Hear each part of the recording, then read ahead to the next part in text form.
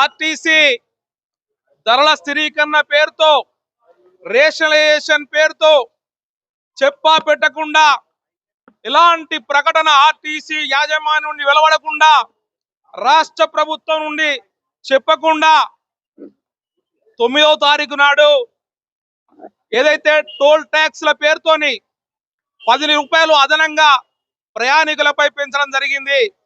ఇది సరైనది కాదు.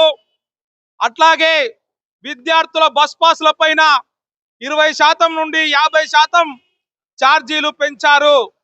ఒకవైపు స్కాలర్షిప్లు, ఫీజు రియంబర్స్మెంట్ రాకుండా విద్యార్థులు అనేక ఇబ్బందులు పడుతున్నారు. విద్యార్థుల తల్లిదండ్రులు నానా అగచాట్లు పడి ఆ ఫీజులు కడుతున్నటువంటి పరిస్థితుల్లో మూలిగే నక్కపై తాటిపండు పడ్డట్టు మళ్ళీ ఈ పాసుల ధరలు పెంచడం ఏదైతే